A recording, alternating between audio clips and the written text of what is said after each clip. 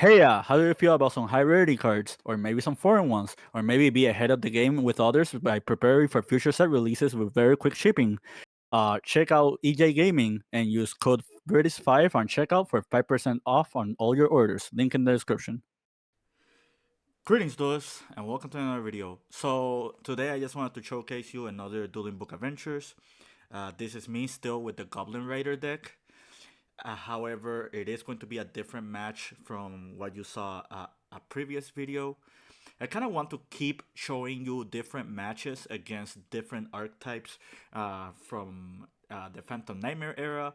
That way, when the set officially releases and you see those cards being played, you have at least some fundamental understanding on how they work and what should you do tackling against it. This is not going to be a common matchup that you probably will see like moving forward. However, these are two different decks that you are used to see from what you've seen on this current format or the format like on 2023. So I think it's a really good idea to just showcase you these duels and just give you a good inkling on what's to come. But yeah, without further ado, let's begin. So I win the die roll, and I start with Terratop, Demigod, Grand Meeting, Talents, and Nyan. After the last video that I showcased, I pretty much learned that Grand Meeting should be played in the Goblin Rider deck, at least at one copy. Uh, as you can see from his hand, he does have Nibiru. This card helps play around Nibiru. Like, it makes you play, like, above the Nibiru after like you get Nibiru'd, and not only that, but it also gives you access to the Crazy Goblin, which is the rank 6. And Crazy Goblin is really good in this deck because not only is it interruption for spell and traps, like for example, he's playing the Silent Force deck. So against this deck, specifically, this card is very good. At least the Crazy Goblin is good, but it's also a monster that can give you back resources like later on in the duel, which is also very important. So we grab Takatomborg, we special it, we summon Gabunga, we add Dug, we use the Dug effect, we detach to special, we then grab Grand Arrival, we normal summon the Nyan, and this is what I mean by Grand Meeting being very important, because this is our first normal summon that we exhaust, and the Nyan is going to be another extender later on in the duel. So we ought to summon SP Little Knight. The reason we do this is because in the off chance he does have Nibiru, we get to dodge the Nibiru with the SP, but SP also serves as interruption for his next turn as well. So I know some people are not a fan of this, or some people are a fan of playing multiple SP Little Knights when they come to use. They do it this way, and there is space for a second Little Knight if you do wish to do that. However, I only play one because I only own one, and I think this is not the worst approach to be using this card. A lot of people are tunnel visioned into like thinking they need to get the most value out of the first effect and not the second effect, but I feel like just the card universally on its own is already good enough to warrant just being summoned as part of your end board. So now we do the the Grand Arrival. Grand Arrival is going to grab us Clutter and is going to detach from Gabunga to special the Clutter. This is all the entire effect from Grand Arrival. We're not detaching because of Noisy's effect, we're detaching because of Grand Arrival. So this is very important for opponent to take note. Like, both adding and special summoning is both part of the effect, and it's optional to special summon. Now we activate Noisy effect. The Noisy is going to summon the dog. And this is where they want to Nibiru. They don't know if we run a Palooza. They don't know if we're going to summon. I forgot which number it is, but number 75. Bamboos and Gossip Shadow. They don't know if we're going to do other plays, so they just opt to do the Nibiru here. And now we chain SP Little Knight. The SP Little Knight is going to banish the Gabunga, and it's going to tribute those two. And now we're going to do talents, and we have a couple of options. We can talents to just draw 2. We can also do talents to steal the Nibiru and do something else with it, or we can talents to look at the hand. I opt to look from the hand because we are going to have guaranteed interruption because of Gabonga uh, later in later in the turn, like this way. So we do talents. We saw the Saphira and we put it back. And now we get both Gabonga and SP back, and the Gabonga triggers during the end phase, and we're going to attach the Mach speed. They draw into rights, and this is very unfortunate because this is pretty much like their best starter outside of Novox. Like this is really, really like literally the best draw they could have had out of everything they could have drawn. Like drawing Silent Forcing Barrier is like a mute point because you already have Novox. Drawing into any ritual monster is also a mute point because it's one card less they need to search, but it's that card that doesn't give them enough value. The prep is pretty much the best card they could top deck because not only does it is it a +1, but it also like gets to his win condition without him needing to even use his special his normal summon. So he tries to enter battle phase. We are forced to Gabonga here.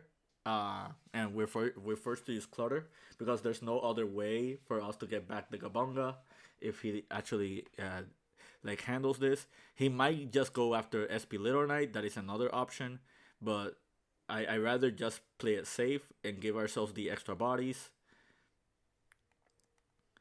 and just give us ourselves follow up. And there's something really good about Goblin Riders is like Goblin Riders themselves just provide you too much resources on your opponent's turn, as well as a good level of interruptions. So like the Goblin Rider deck is doesn't look that strong at making end boards, but it's really strong at like managing resources, and that's really really strong if you know how to handle your resources because we're in a format well pre Phantom Nightmare we're in a format that is not dictated much on like the first turn, it's dictated on the later turns. Like the more resources you can like accumulate and the tempo you can swing during the game, the better it is your matchup against like other strategies. So he activates the pre-prep. He grabs the prayer and the skull guardian. He activates prayer. He triggers the no box that we already knew he had. We chain the Espilito Knight to the no box summon because if we don't do it right here, the skull guardian is going to gain the negate effect.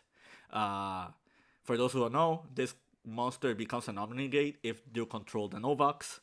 And so this is our literal only chance to use SP Little Knight.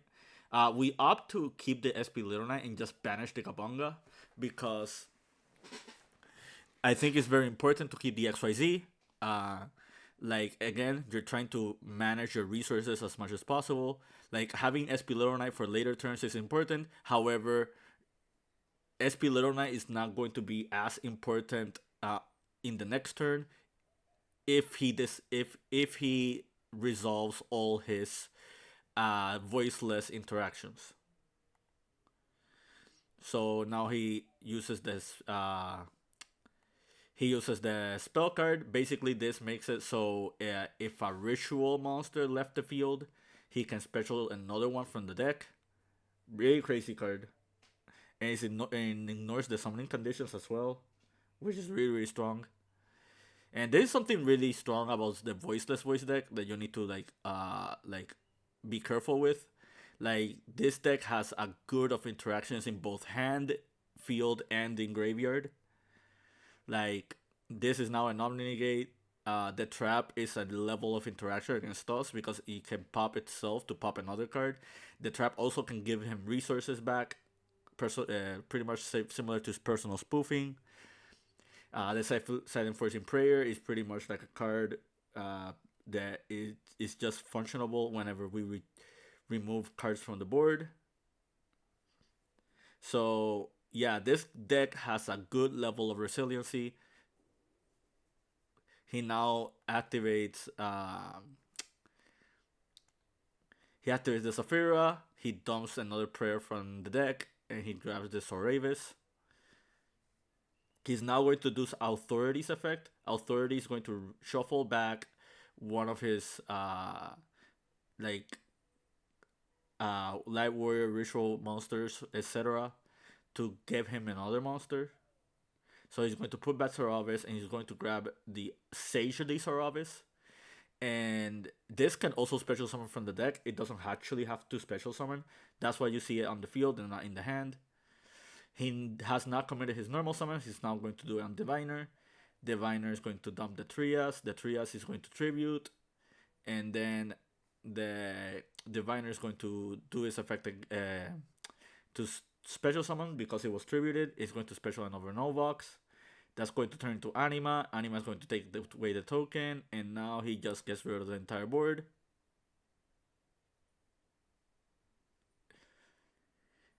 He attacks with the Anima for no reason because he has no attack points.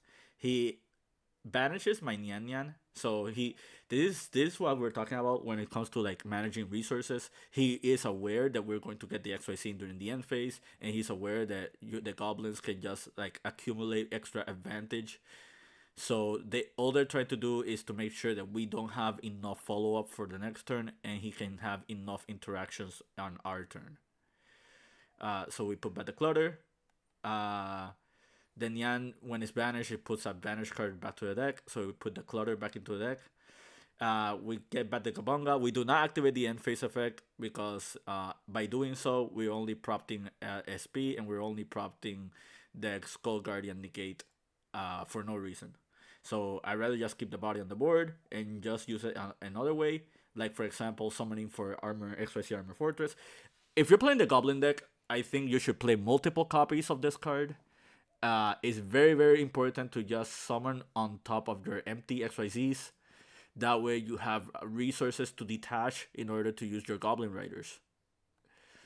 And you have so many cards that detach in order to do that. So just playing multiple copies of Fortress makes it so you have multiple layers of resources whenever you end up just detaching from your monsters entirely.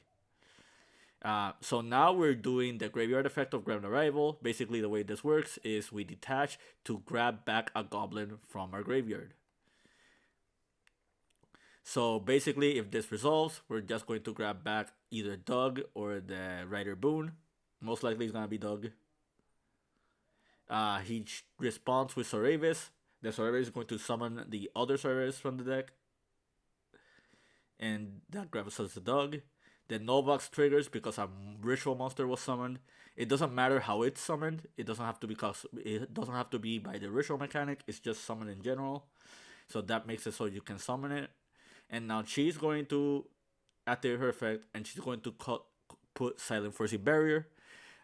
Essentially, this is targeting protection for all your light monsters if you control both the Novox and the ritual. This is the reason why we did not banish SP Little Knight and we banished our Gabanga. Because the SP Little Knight has no real way of interacting with this board if he has the barrier. Adding to that, the Soravis can bounce itself back to the hand, so this is more targeting protection. And he has the Silent Forcing Prayer to special summon another ritual monster in the off chance we actually do use SP to just banish another ritual. So he's accumulating a lot of resources. We XYZ summon into Dark Lancer. That forces the Soravis because the Dark Lancer will have more attack than the Soravis, despite the barrier having already protection for it. And this also provides us as an extra detach for our goblin effects. And he just wants to like make sure that we are not at maximum resources. We activate the Grand Arrival. We use it to grab Noisy. We normal summon the Noisy. We target the Kabanga. He lets it go through. We activate the Grand Meeting. He also lets it go through. The Grand Meeting is going to make it so we can summon Doug. And now we summon into the rank 6, which is the Crazy Beast. The Crazy Beast is really cool. Essentially what it does is it can detach 2 materials from anywhere to just attach a spell and trap from your opponent's side. Uh, the only reason we're doing this is because we want to like force his interruptions. That forces DSP. DSP vanishes. Sadly, we could not get rid of the Skull Guardian interruption. We activate Divine Domain. If you are not familiar with this card, I'll explain it. But I have done a couple of videos on this, so if you're an older viewer, then you should already know what this does by now. But essentially, this is a foolish plus a summon for the Crystal God. And if this card is destroyed, I can special from deck or graveyard a Tistina. So this is my opponent's actual mistake. He should have negated the activation of the Batistina with the Skull Guardian. And that's going to cost him the game, because now what's going to happen is this is going to make it. Since we control a Tistina card, we can special summon the Demigod. And the Demigod is pretty much an extender that can grab us another card. We grab the Breath of the Tistina. Now we're going to do Divine Domain. Divine Domain is going to Foolish for the Sentinel. And it's going to summon the Crystal God. And this is another mistake. And the reason why I say it's another mistake is because now the Sentinel is a free summon. And the Sentinel is another card that can grab us into another card. So now we're going to activate Crystal God's effect. And this is when they try to do the trap. I tried to explain him how it works. It negates the Crystal God with the Skull Guardian. And this is another misplay he did. What he should have done is, on the Crystal God summon, he should have used the Authority. And then after Authority resolves and it destroys the Crystal God, we activate the Graveyard effect, and then he can use the Skull Guardian to negate. He did not do that, so now he's gonna get punished. The Crystal God is going to set everything and send those two cards to the graveyard. And now we're off to the races, because now what's gonna happen is we're going to activate Breath of the Tistina. Breath of the Tistina is going to set the Gabunga. We're going to grab Return of the Tistina. Return of the Tistina, basically what it does is it can target any Tistina monster. It can special summon itself, and it can gain, and it becomes the level of the targeted monster. And this is the reason why Tistina works with Goblin Riders. This card also has the graveyard effect to attach itself to an Aqua XYZ. It does not have to be the Tistina monster. It can also be this guy, because this is an Aqua monster. So essentially, this gives us extra fodder for our Goblin Rider effects. It's also just an extra attachment to to make Zeus place even more comfortable. And now we summon the Divinity. Divinity is just going to send everything to the graveyard. And that's the end of that duel. So now you see how Tistina interacts with goblins. Now you see how strong the Tistina cards are when it comes to the crackback. And now he's gonna go again. He's just going to do the typical plays. Saphira into Ritual. He's going to summon Diviner. Diviner for Trias. Diviner summons the Novax. Novax places Authority. He banishes the Saphira to use to Ritual Summon. And now he grabs for Ravis. He summons SP. He puts back. He summons. Now we summon. We grab here. So it's cool that we have Takedonborg and Psychic Wheeler both in hand, because we have a way to get to Zeus without having to worry about his interactions. He can only trigger SP Little Knight, and he can only trigger the Sauravis if we activate a monster effect. He does have the Silent Force Authority in order to interact with one of our summons. However, that's not gonna matter, because we're going to summon number 49, Fortune Tune. If you saw the last video, when I was facing against Fire Kings, I brought up how this card should be in your extra deck if you're playing the Goblin Rider deck. This card is really, really important, because against this deck specifically, they cannot SP Little Knight, they cannot Silent Force Authority, they cannot do other ways to get rid of this. So essentially, this card is a card that gets you to Zeus, with very little interactions from your opponent to do about it. If you like, you from what you see from their board, we do have access to get to Zeus, and we have a way to get rid of some interactions of this board. Uh, he's contemplating on my plays. The only thing he can do at the moment is the Silent Forcing Authority to just put back a card. So we attack with Fortune Tune, and this is our misplay. We kind of went a little bit greedy and we summoned Down Nerd Magician. Don't do this. Just go straight into Zeus. Like, just summon the Zeus and just force your opponent to like interact with it.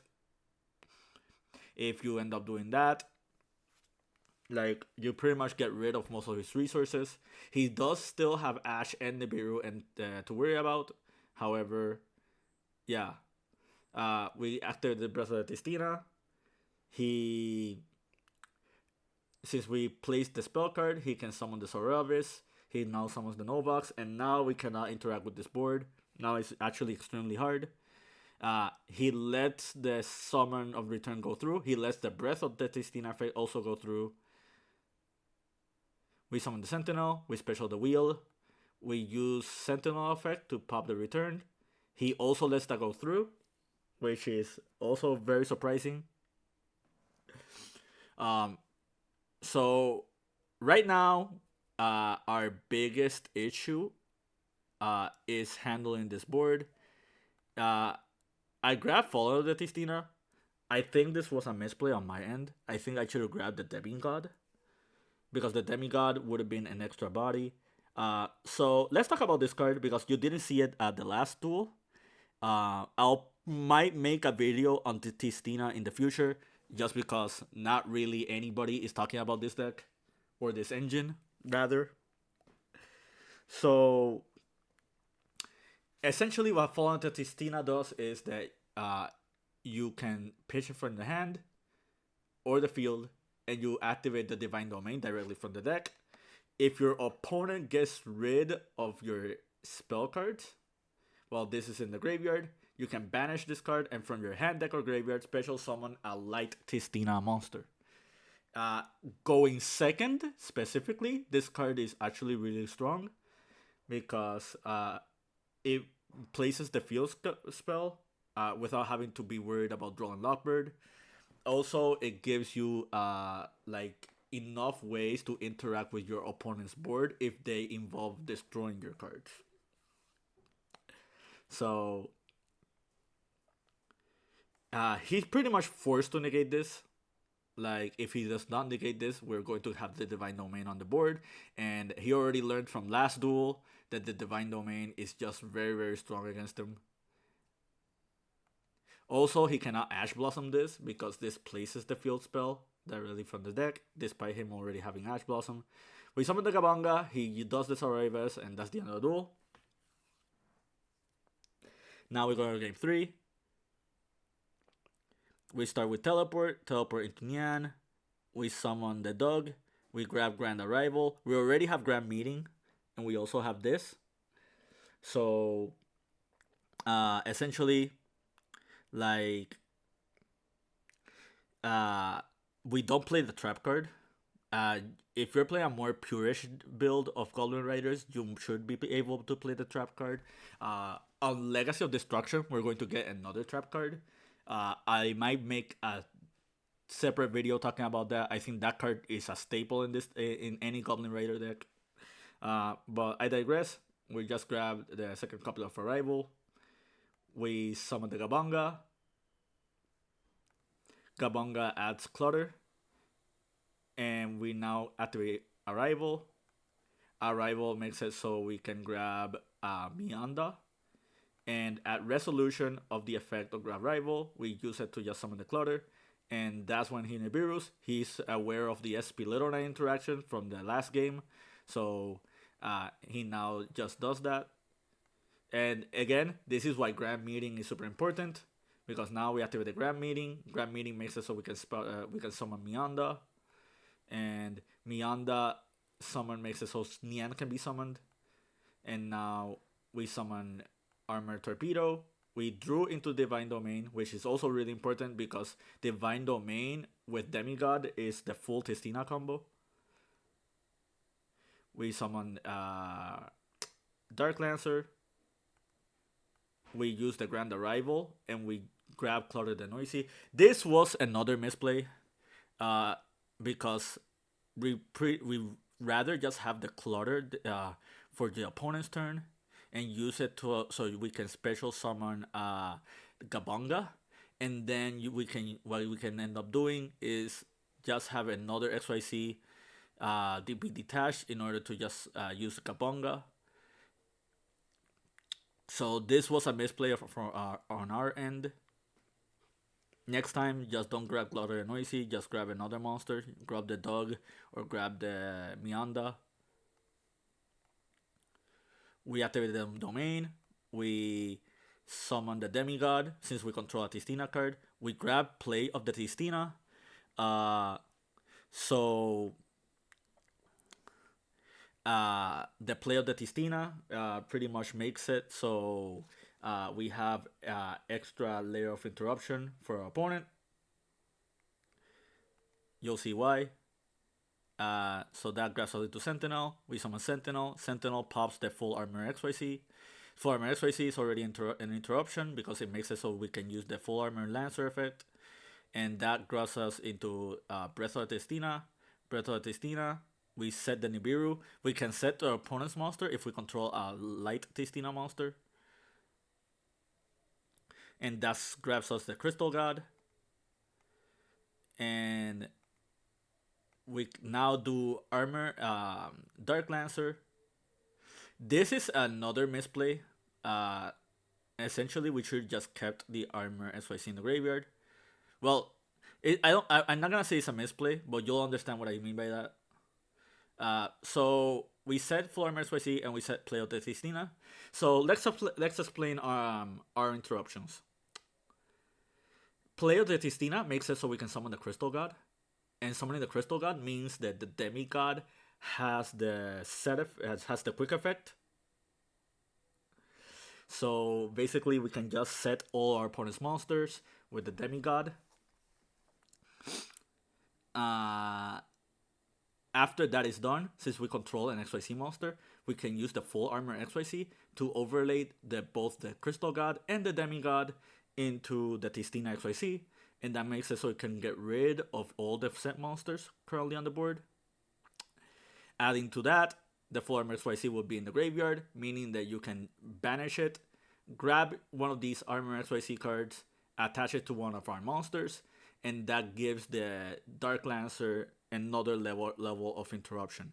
If we equip it to the Tistina XYZ, it's going to have 16,500 attack, and in our turn, we can use this effect to detach and gain extra 2,000, meaning that we can use OTK. However, he does have super polymerization. Specifically, super polymerization actually makes it problematic for us. And it's even more problematic because we do control the Nibiru token, which means he can summon Mud Dragon. So he makes Mud Dragon, he gets rid of those.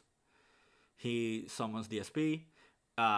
In chain to SP effect, we chain full armor XYZ. He did summon from the extra deck twice. One being the Mud Dragon and second one being the SP, meaning that we can legally summon Typhon the Star Crisis. He opts to not do SP Little Knight. So now he has to worry about the Crisis. He grabs Novox.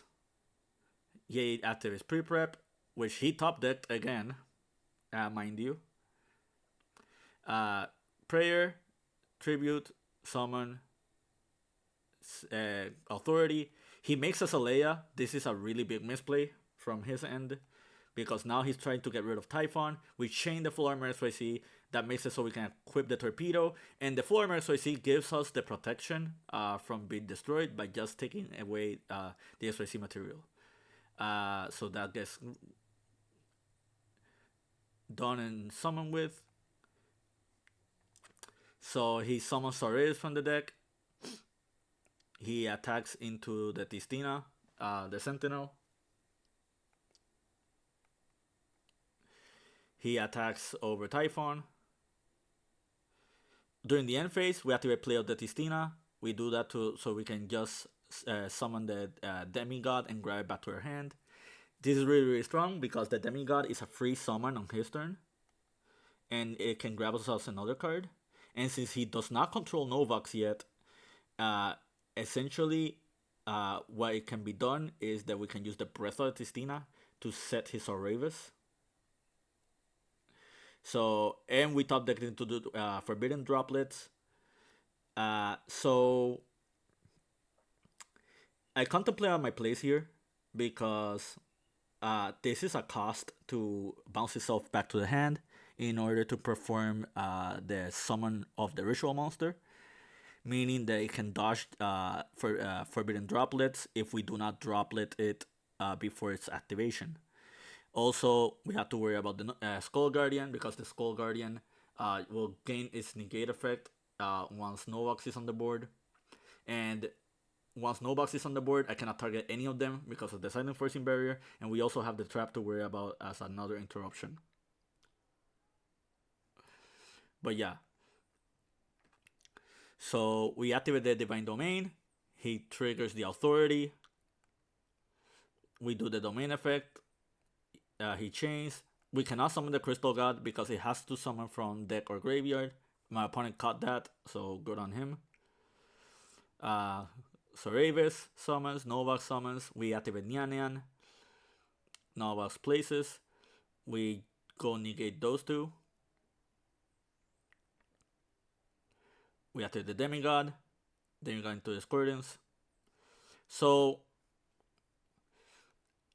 I feel like I misplayed. You can later know. You can later tell me in the comments if I did or not. But something that I should have done is immediately make number 49, and then just use number 49 attack, and then make Zeus. And this time we can make Downer on top of Zeus because he does not have the trap card to interact. So we have like 2 cents out of Zeus. We get rid of his entire graveyard. He does get Soravis back to his hand, and he does have the Sagely Soravis for the next turn. But at least that is one thing less to deal with. We activate the Breath of the Tistina, and we set the Sentinel. This is another misplay. What we should have done is just set the Nyan or set the Demigod. We tried to flip it, but we can't because it was summoned that turn. We just returned. We summoned the Tistina God. He bounces it to the hand. It does not negate because it was negated by droplets. However, he still can bounce it back to the hand. We do Mianda's effect to special from the graveyard. Mianda to summon Noisy. Noisy to summon Doug. And this is another misplay. What we should have done is summon Gabunga instead of Doug. And then overlay for Crazy Beast using the track card. That makes it so we can get rid of one of the Silent Forcing Barriers. And then after we do that, we make SP Little Knight remove the other Silent Forcing Barrier. And after we did all of that, we could have used the Crazy Beast, summon itself from the graveyard, have a material, use the Grand Arrival from our graveyard, banish it, detach from the Crazy Beast to grab back either Mianda or Doug. And then that would have made it so we could use the Gabunga's effect, and then Gabunga would equip the Skull Guardian or the Novax. And if we equip the Skull Guardian, it does not trigger the Silent Forcing Prayer, even though it's not in the graveyard, but it's something important for you to note because equipping as an explosive material does not treat it as making it leave the field. So we summon Doug. Doug grab Arrival. Again, this is our misplay. So we do summon the Crazy Beast. We do take the spell card. We do activate the Arrival. We grab max speed. We detach. We attack. Which again, all of this could have been avoided. if you're wondering how the hell are we getting rid of the Novax with the max speed, the Grand Arrival or the Grand Meeting gives extra attack to all the Goblin monsters. Another thing is, in hindsight, we pretty much had game if we detach the right material. If so, detaching from return would have made it so we can reattach, and then we can use Grand Arrival, and then if we summon Nyan Nyan in attack position, we could have done more damage. But I digress. But yeah,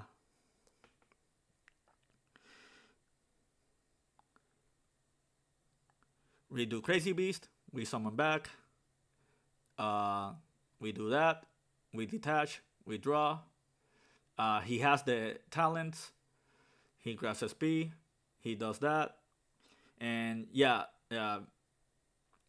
we pretty much like punted this duel, but I kind of still wanted to showcase this duel, and I still wanted to talk about it because I want to preface this. He went through Nib, he went through Super Poly, he went through like top decking the right again, and he went through using Ash from using talents, doing his entire win condition of his deck, and we almost won the duel. Like this kind of shows you how strong the Goblin Rider cards are. So it's really important for you to like understand these levels of interaction. These crazy games that you're seeing like this one are going to happen a lot more often than you think. It doesn't have to be like Tistina cards. It could be just like Goblin Rider in general. It could be like the Fire King deck. It could be Rescue Ace. Like in 2023, we saw a lot of crazy interactions with a lot of crazy decks, and we saw the grind game being very important. I think post Phantom Nightmare, that's also going to be the case. I think the Snake Eye Fire King deck is still going to be like the best deck in the format. However, you need to be wary of decks like the Goblin Rider deck and decks like the Silent Force deck, because these decks are no slouches either. Um, but yeah, that's pretty much it from me. I hope you enjoyed this duel. I hope you enjoyed everything you saw. Uh, until next time, keep practicing and keep dueling.